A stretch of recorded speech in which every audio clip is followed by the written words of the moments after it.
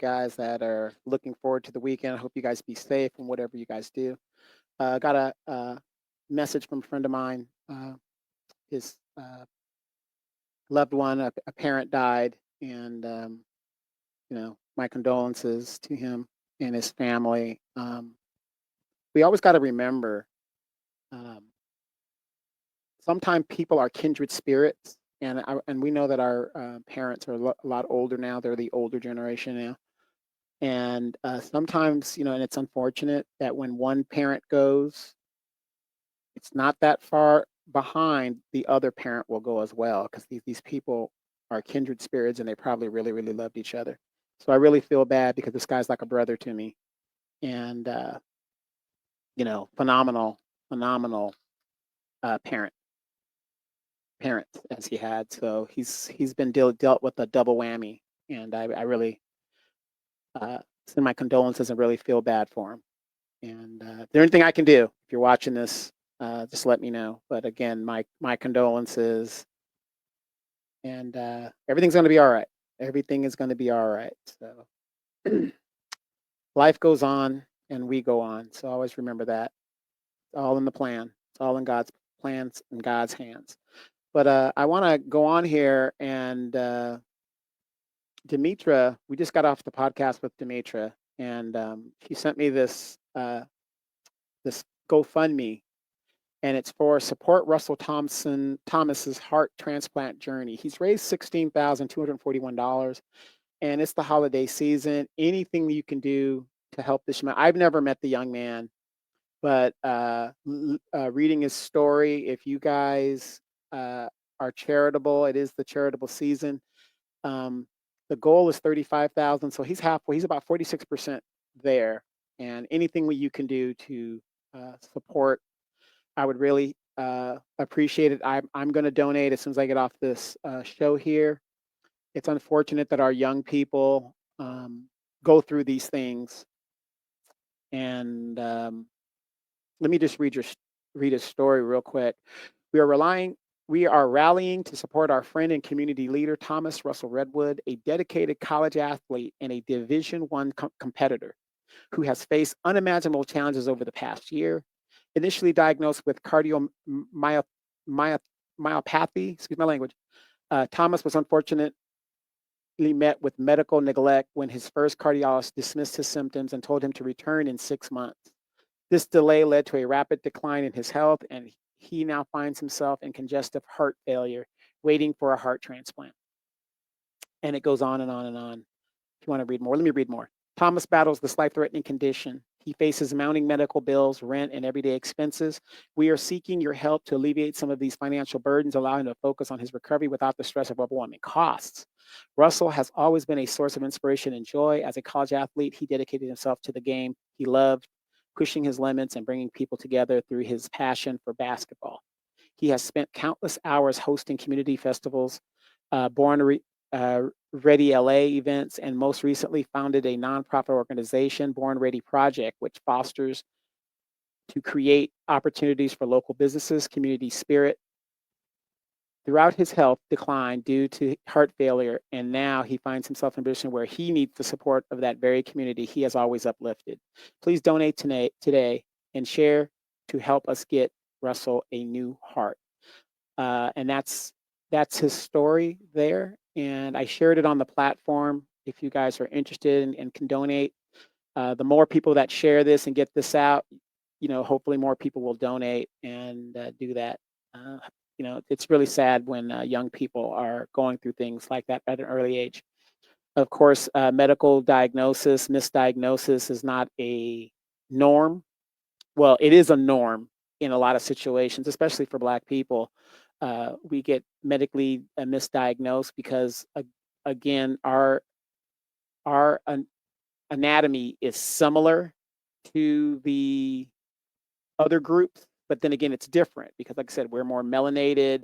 We're different groups are different, so it is what it is. I know people that want to think, oh, we're all the same. No, we're not. We are definitely unique individuals and different. The reason why Black people are more melanated because Black people live in warmer climates in a lot of situations. There's a lot of reasons for that, but So hopefully, if you guys find it in your hearts, you can donate anything. It would be greatly appreciated. His donation page is down there, and if you can donate, please do. Uh, on our podcast with Demetria today, we were talking about Caitlin Clark and her impact on the WNBA and what things need to be done. If you guys get a chance, go out and check that out. A lot of people have been asking me about the dog Benny. Oh my God. Well, I can say this.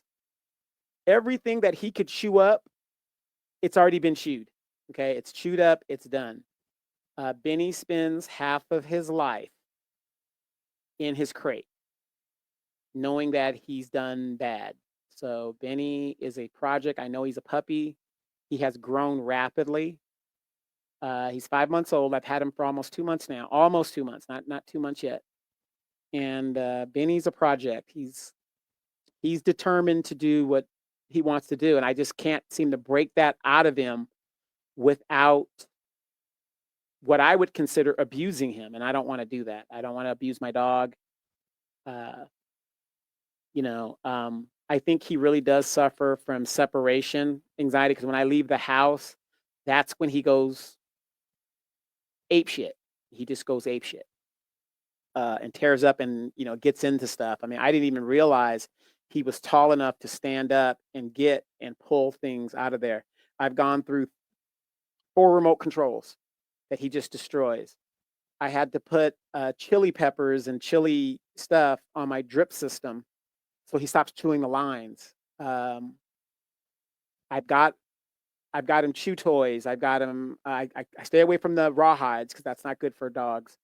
From what I've been reading, what people have been telling me, so I stopped that. But I got him chew toys and stuff, and that's still not enough. He is a pit bull, and Benny's something else. But hopefully, with maturity, he'll calm down, and I just got to stick with it. I got to stick with it. I took him for a walk, and I was reading something from my mail, and he took off because he saw this other person walking their dog because I had him off leash, and I didn't even see the other people there with the dog.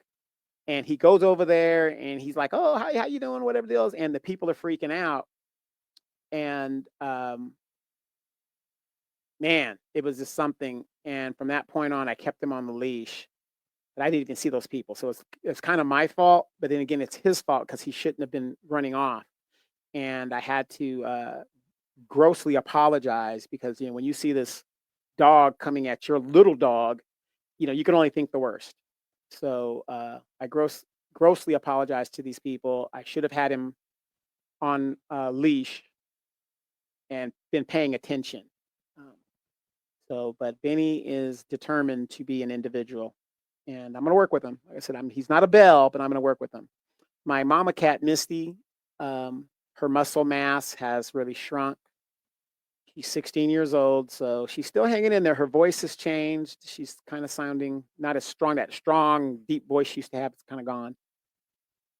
And yeah, so a lot of changes are happening, which is life, I guess. But I wanted to come on here real quick and remind you guys that I did go to POS Corey Jackson's office. I'm going through the process of trying to meet with him the right way. And I'm going to show you guys the process, and I'm going to make this guy famous, and I'm going to show everybody what a fraud he is, what a liar he is, what a goon he is, and all that other stuff. I mean, it's just ridiculous that I just have one question for him, and he's doing everything he can to avoid me, and I know him personally, and I'm just going to make sure that uh, the the black people in the Inland Empire where I live, majority of the black people that get gentrified out of LA, they come into my city of Moreno Valley. And it's unfortunate that these are new people who still think because a person has the same color skin that they're going to do right by me and all that other stuff. And this guy isn't that guy. And I'm going to stay on his neck. I'm going to stay on his ass. And he keeps talking about how he works for us and this, that, and he's accessible. And as you guys are seeing, there's nothing accessible about him. Absolutely nothing accessible about him. So I'm not gonna yell and scream and banter. That's not gonna get me anywhere with that. I am passionate, as you guys know. I'm very passionate about what I know, politics and stuff. And I'm gonna show you guys what the Democratic Party is about. We as black people are in an abusive relationship with the Democratic Party. And this is how they treat us. They automatically assume one of Kamala Harris's biggest mistakes is she thought, I don't have to do anything for black people because they're going to vote for me anyway. And she was right. But what she didn't understand was that 28% that walked away. You got to have 90% or more to win. And she did not think about that number that could go away, which is why she started to panic and say, oh, I got a black plan. I got this. I got that. So that's by the numbers. Numbers don't lie. Yes, the majority of black people will vote for the Democratic Party. She knew that, but she forgot that if a certain number walk away, the majority doesn't matter. She can't win. And that was her mistake. But I'm going to show you how this piece of shit, Corey Jackson, treats his black constituents. I'm going to show you step by step how he treats his black constituents. He has no problem doing the LGBTQ stuff. He has no problem doing the Hispanic stuff. He has no problem doing the Asian stuff. He has no problem doing the children stuff. He has a problem doing the black stuff. And I'm going to show it because 2 years from now, when he runs, he's going to need that black vote to get into office. And if enough black people see the truth, they're going to look for another option.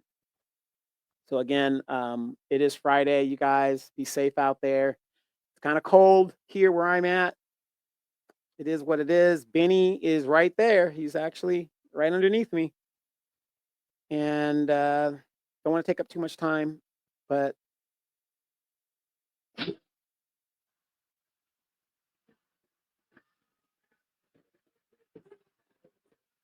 the way I want it to do. But I got that for when I go online and stuff like that. But you guys be safe out there. Be vigilant. How many of you guys?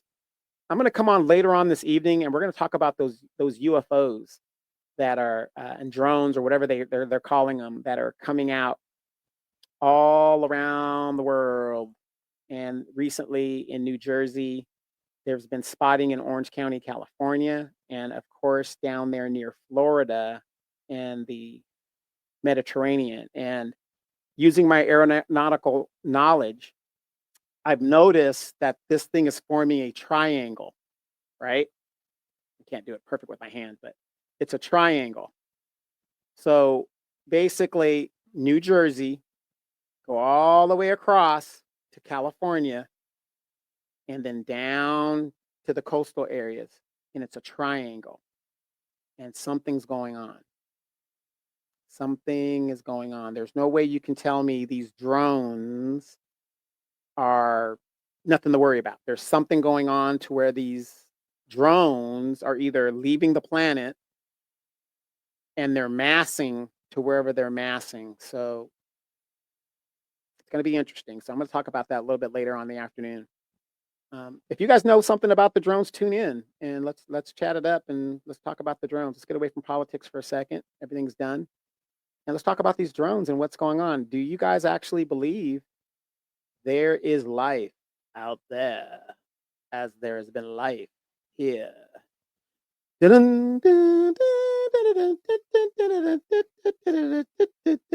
Battlestar Galactica, right? Yeah, I mean, I believe there's life outside of the Earth.